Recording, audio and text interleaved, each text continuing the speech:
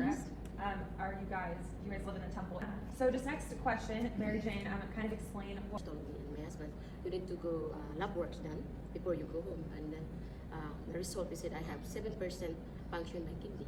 So instead I'm going home, I asked the doctor if I can go home, and she said no, you're critical if you go home, maybe you crush your kidney, so you need to be in machine dialysis as soon as possible. So they give me like put in here the port catheter, and then put in that dialysis after that. And what was kind of going through your head in those moments? In this moment, it's kind of very discouraged. Cry, it's like emotional and physical, but okay, I have no choice, and moving on and ignore everything, doing blogging, dancing, and ignore like normal life. Yeah, so, but I have no choice. In order to live, then I will do it. And what were you guys kind of thinking, while everything was going on? It was kind of a shock to me because my mom is, like she said, very energetic, and she's very lively. She's always been like the life of the party or whatever. So whenever it happened, or I was told that she was gonna do that, I was just like, okay, like that's weird, but I didn't think anything of it. Like, I knew that she was gonna go through something a little life-changing for her, but knowing my mom, honestly, I was just like, she's got this. She'll be fine, Yeah, and then you kind of explained a little bit about it earlier, but what was dialysis like for you and just your family? What was that process like? The dialysis, Mm-hmm. it's very hard, and what I said is very difficult, emotional, especially like a month after our dialysis. I was like passed out because they dropped my blood pressure. I thought I was end of my life. Only I feel like blackout, and that's it, and I pass out in my recliner when I did before I finished my treatment, and then I got passed out, and I was so scared. I think that's in my life. I never had blackout, and that what happened at that time. It's very, very hard. And then a year or 8 months. We started in February of 2023. Yeah, less. And then I have 3 daughters. They're willing to donate. If they can donate, my husband is the last, but my daughter, she's. What made you to decide, Well, the first thing is that she's my mom. She's done everything for me, so of course I'm gonna do whatever I can for her. But honestly, it wasn't like a hard, like, my sisters, they were obviously willing to do it, but I was kind of like the first option because, like she said, my sisters have kids, and I have a husband, but I mean, like, I'm also the youngest, and it was just a no-brainer to like help out my mom. Like, it wasn't really a matter of like, am I gonna do this? It's like, okay, when am I gonna do this? And on like a bigger scale, it was like, oh my goodness, I'm about to give away an organ, but at the same time, it's like, I don't know, it wasn't a hard decision for me at all. Yeah, and then like finding or understanding that you're a perfect match, what was that like too? It definitely made the whole experience a lot easier. I'm not sure how it was after I found out I was a match to her, in like a span of a few months, like, I don't know if it was like 2 or 3 months. It was a matter of getting a date and making sure that we were ready by then. I don't know how long it would have taken if I wasn't a match for her to find somebody else to switch. Like, but thankfully we didn't even have to talk about that because right off the bat, like, I don't have any like health issues, and I'm the same blood type as her and everything. So. Wow, that's incredible. So just being able to help your mom and be to where you guys are at now, how does that make you feel to know that you were such a crucial part in this process?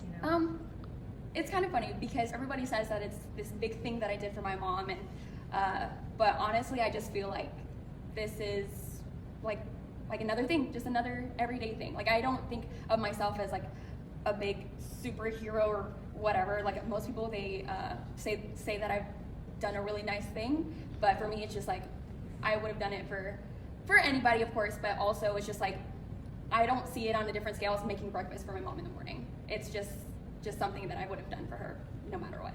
You guys seem like you guys have a really close bond too. Are you guys pretty close? Yeah, we're pretty close, yeah. I mean, it wasn't always easy, but I mean, it never mattered, We get into it like sisters, that type of thing, but yeah, she's my mom. Point blank, period. Yeah. And then again, like today, so how are things for you guys? Everything pretty much health-wise? Yeah. What does that look like? I'm fine. It's been a little over 4 weeks, 5 weeks? 43 days. 43 days. It's been 43 days since the surgery, and I'm already back to work. Tomorrow is my last day of like a weight restriction of what I can carry, and I eat all of the bad stuff I used to eat before. So it's like, it's fine. I feel perfectly fine. Really the only thing that has really affected me from the surgery is that I have a scar, and I have a bunch of scars, so it's fine. Yeah. And then how do you feel? I feel like happy and thank to God that blessed me my daughter because of her. She's in my life.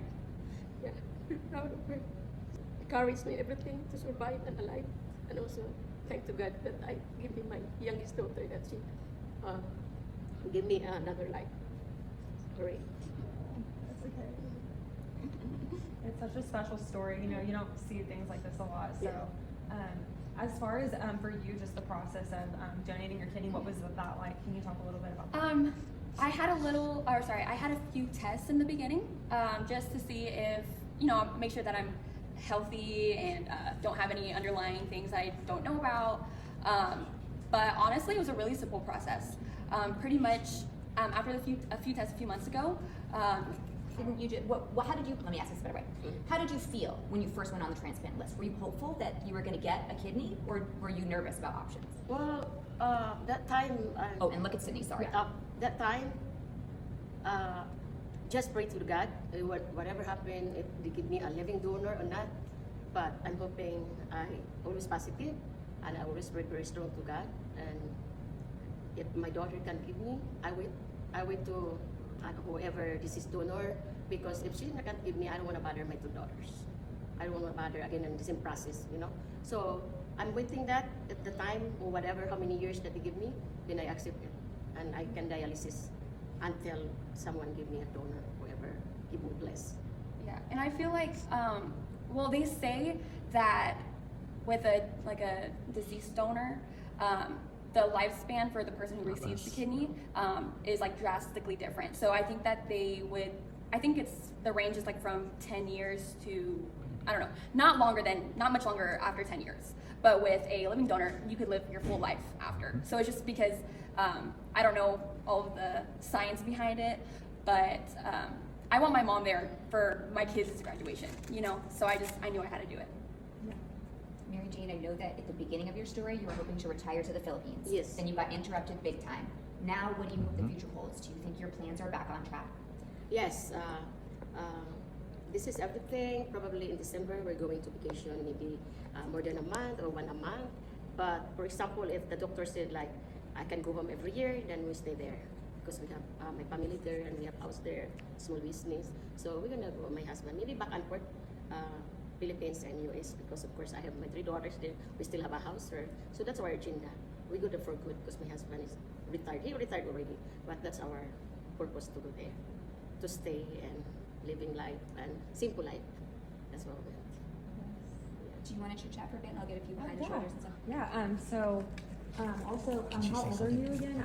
I'm 21. 21, okay, got it. So whenever you guys did this process, it was in 2020? Yeah. Or it was just like. It was in March. In March, Yeah. okay, so, but it first happened in 2022 when. Yeah. Yeah. But when I didn't really become more involved in it until I'm like, if something happened with my mom like this, I would definitely be like right there wanting to help her. So it's just great to like see that there's still people out there that are like Yeah. nice and good in the world. So. Even my daughter, I will donate too. Aw. Yeah, I will donate too, Yeah. Guys, before we wrap up, Dave, just did my PR lady job. Can we, quality of care, how do you feel about the fact that you were able to get this care close to home? Why is that Pre-care, important? post, all that, yeah.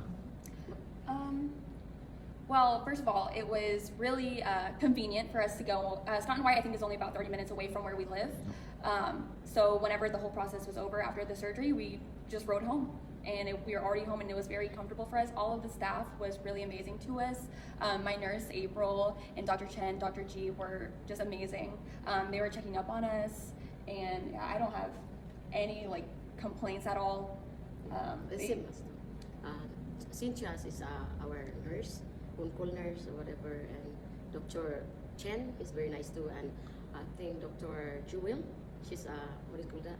PA. PA, nurse practitioner. She's very nice and explain everything. Everyone there is nice, so I felt comfortable there. Yeah, Really definitely. nice hospital. And I would definitely recommend it to anybody that I can. Sometimes I might just slip in. This Scott and White, it has been a big help in always making sure that we've gotten everything that we needed, whether it be just a simple question that we ask about medicine, or He always answer your question and everything. I never felt nervous there. I felt always safety. Even before surgery, and after I never felt like that. Gave her mom the most special gift, and that was donating a kidney, which ultimately saved Mary Jane Horan's life. 6 News reporter Sydney Deshawn had the opportunity to speak with the family about the process at Baylor Scott and White. Sydney, we want to know more. Yeah, Chris, the wait can feel endless for those on the kidney transplant list. Difficult dialysis appointments keep them going, but no one can be sure when a match will come. But for one clean family, this problem hit close to home, but so did the solution. Thank to God that blessed me my daughter. Because of her, saved my life. Meet Rosemary and Mary Jane Horan. We get into it like sisters. Their mother and daughter, who live in Killeen. Mary Jane was on track to retire to her native country, the Philippines, with her husband Dave. That was until her health began to decline. I was diagnosed, I found out 2016. A genetic kidney condition is what Mary Jane had, but she never let that define her. Whenever she was going through dialysis, that's what she called her full-time job, was being a content creator. Everybody, oh, she's in dialysis, but she looked like nothing. Mary Jane got lab work done in 2022. My donors told me and my husband, you need to go lab works done before you go home. And then the result is that I have 7% function in my kidney. After months of testing, she was approved to go on the kidney transplant wait list, but that can take an indefinite amount of time. I thought that was end of my life. Her youngest daughter stepped up, It was just a no-brainer to like help out my mom. and she was the perfect donor match. I don't have any like health issues, and I'm the same blood type as her and everything. March 27th is when the Horans went through successful procedures. On like a bigger scale, it was like, oh my goodness, I'm about to give away an organ. It all happened in the hospital rooms at Baylor Scott and White. We would love to see more of this happen because most of the time it's a very happy story. You know, basically this is a family member helping each other and achieve a good result. Today, Rosemary is left with a scar, but she's fully healed. The mark is a reminder of her love for her mom. I don't see it on a different scale as making breakfast for my mom in the morning. It's just something that I would have done for her no matter what. Very happy that my husband and my brother support me, encourage me everything to survive and alive, and also thank to God that I give him my youngest daughter that she give me another life. Mary Jane is now following her dream of retiring to the Philippines. She plans to live a happy, simple life with her husband, Dave. She will come back to Central Texas for a follow-up transplant care, but awesome story, Chris. So incredible. Incredible. Right on time for Mother's Day. I mean, what Yes. a gift with a happy ending. Thank you so much, Sydney. Well, stories like these are an important reminder of how crucial living donors really are. Baylor Scott White transplant surgeon Dr. Tun Ji, who we just heard from there, performed this life-saving surgery. He says finding a perfect donor match does take time. Being a donor, you could say medically they are supermen, superwomen because they're highly selective. We don't take that lightly. They are patients that we actually turn down for various reasons. Most transplant matches come from donors who have died, which can lead to then long wait times. Typically, the best chance of match is someone related to you, which is what happened in this case that Sydney showed us. Dr. Tunji also says donors should expect to live a normal life and that donating will not affect your lifespan. Meanwhile, the Killeen Fire Department is expanding